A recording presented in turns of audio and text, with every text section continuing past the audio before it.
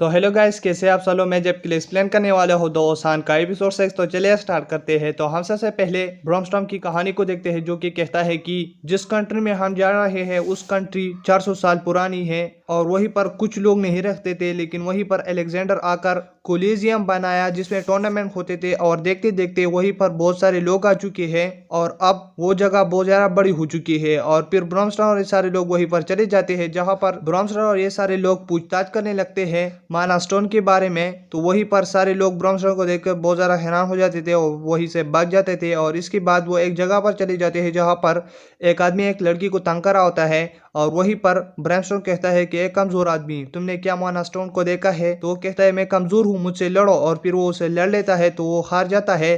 तो फिर ब्रैमस्टोन कहने लगता है कि मतलब हारे हुए आदमी, मुझको बताओ कि ये माना स्टोन तुमने कहीं देखा है? और वो लड़की कहती है कि मेरा नाम मलेशिया है। तो गोल्ड कहने लगता है कि ये माना स्टोन तो मैंने कहीं देखा है लेकिन मुझे याद नहीं आ रहा। तो वहीं पर पेस्ट किंग टूर्नामेंट का अनाउंसमेंट होती है, जहां पर बहुत सारे लोग हैरान हो जाते हैं और खुश हो जाते हैं। और फिर वहीं पर हम एक आदमी को देखते हैं जो कि 3 सालों से वो टूर्नामेंट जीतता आ रहा है और वहीं पर उनके लिए लोग चिल कर रहे होते हैं। तो गोल्ड कहने लगता है कि वो देखो, उसकी बिल्ड पर वो स्टोन है जो तुम ढूंढ रहे हो। तो वो सारे लोग बहुत ज्यादा हैरान हो जाते हैं और फिर हम उस चैंपियन को देखते हैं जिसका नाम केनवन होता है और वो अपने क्लब में चला जाता है, जहां पर उसे आदमी कहने लगता है कि तुम इन सारे कामों से बहुत तंग आ चुके होगे, लेकिन एक हीरो को ये करना पड़ता है। तो वो कहने लगता है कि लोगों को यहाँ पर बुलाने के लिए ये सब कुछ करना ही पड़ता है और ये एक हीरो का पर्स है और काश इस साल कोई ऐसा ताकतवर मेरे सामने आ जाए जिससे मुझे लड़ने में मजा आए। और फिर वहीं पर रेनेट और ये लोग आ जाते हैं। तो रिक कहने लगता है कि हम तुमसे कुछ पूछने आए हैं। तो वो वहीं पर एक आदमी कहने लगता है कि क्या तुम इसके पेन है और यहीं से चले जाओ। तो फिर वहीं पर ब्रॉमस्टन आगे आकर कहने लगता है कि हमें उसे थोड़ा काम है और यहीं से दूर हो जाओ, हमें इसे इसका बेल्ट लेना है। और फिर वहीं पर केल्वन उठ जाता है और वो कहने लगता है कि मतलब अगर तुम्हें ये बेल्ट इतना पसंद है तो क्या तुम मुझसे टूर्नामेंट में फाइट करोगे? तो वो कहने लगता है कि मुझे टूर्नामेंट में इंटरेस्ट नहीं है, लेकिन इस बेल्ट में एक चीज है जो मुझे चाहिए, ये क्रिस्टल। इसके बदले में मैं तुमको बहुत सारा कुछ दूंगा, लेकिन तुम अगर मुझको ये दोगे तो ये सारा तमाशा यहीं पर खत्म हो जाएगा। तो केल्वन कहने लगता है कि मैं तुम्हें ये ऐसे नहीं दे सकता और हमें फाइट करना ही होगा। जिसके बाद वो कहने लगता है कि ठीक है और फिर वो वहीं से चले जाते हैं। तो इसके बाद ब्रैमस्टोन कहने लगता है रिक से कि तुम ईस्ट से और मैं वेस्ट से स्टार्ट लूंगा इस टूर्नामेंट को। तो रिक कहने लगता है कि तुम वेस्ट पर कैसे चलोगे? तो वो कहने लगता है कि मैंने एक दोस्त को बुलाया है।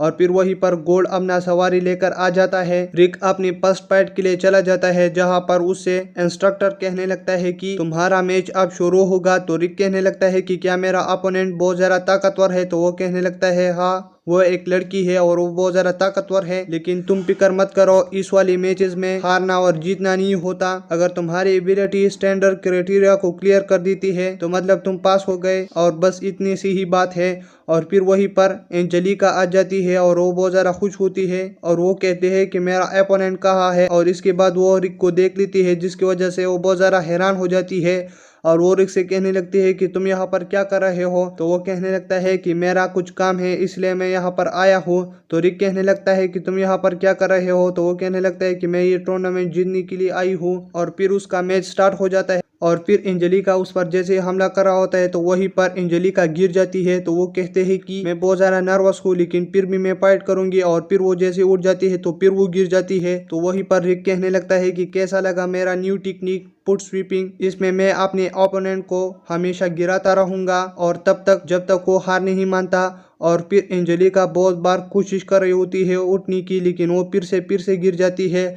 और इसके बाद रिक कहने लगता है कि इस मैच को थोड़ा सख्त कर देते हैं और वहीं पर एंजेलिका कहने लगती है कि मैं हार मानती हूँ और रिक ये मैच जीत जाता है। और फिर वो रेनेट के साथ होता है और फिर वहीं पर एंजेलिका आ जाती है तो वो थोड़ी सी रोने लगती है। तो रिक कहने लगता है कि मैं तुमको कहानी की ट्रीट देती हूँ और वहीं पर बात करते हैं।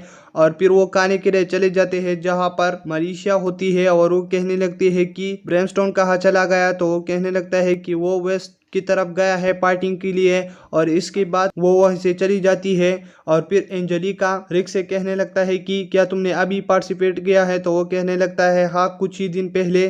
तो इसके बाद वो कहने लगती है कि मैंने 4 मंथ पहले ही पार्टिसिपेट किया है और तुम काफी लेट यहीं पर आए हो और तुम ये अब नहीं जीत सकते क्योंकि ये बहुत ज्यादा इम्पॉसिबल इम्पॉसिबल है क्योंकि 6 मंथ में 40 प्लेयर्स को हराना होता है और तुम अभी आए हो तो मतलब एक वीक बचा है इस टूर्नामेंट के लिए, तो मतलब तुम एक हफ्ते में 40 प्लेयर्स को नहीं हरा सकते। तो रेनेट कहने लगती है कि इसमें कौन सी बड़ी बात है, तो वो कहने लगती है क्या, और फिर वो क्वालिफिकेशन के लिए चले जाते हैं जहां पर रिसेप्शनिस्ट उससे कहने लगता है कि तुम्हारा पहला फर्स्ट क्वालिफिकेशन मैच जो है बी फ्लोर पर होगा। और फिर वो वहीं पर रिसेप्शनिस्ट से कहने लगता है कि क्या मेरा ओपोनेंट सख्त है, तो वो कहने लगता है कि वो सख्त नहीं है लेकिन वो हर बार बेईमानी से जीत जाता है, तो तुम अपना ख्याल रखना। और फिर रिक मैच के लिए तैयार होता है और वहीं पर उसका ओपोनेंट कहने लगता है कि ये तो एक बूढ़ा आदमी है और मैं इसको आसानी से हरा सकता हूँ। और फिर वो इम्पैक्ट स्टोन को लेकर हमला कर देता है उस पर, लेकिन रिक को कुछ नहीं होता और उसका हाथ ही टूट जाता है। तो रिक कहने लगता है कि क्या तुम इम्पैक्ट स्टोन को यूज कर रहे हो और ये तो तुम्हारे जैसे बच्चों के लिए अच्छी बात नहीं है। और फिर वो कहने लगता है कि मेरी बारी है और फिर वो अपना मुक्का उसके पास से ही गुजार देता है, लेकिन वहीं पर वो बेहोश हो जाता है और यहीं पर ये एपिसोड खत्म हो जाता है। तब तक के लिए अगर आप मेरे चैनल पर नहीं हो तो मेरे चैनल को सब्सक्राइब करें और वीडियो देखने के लिए थैंक्स।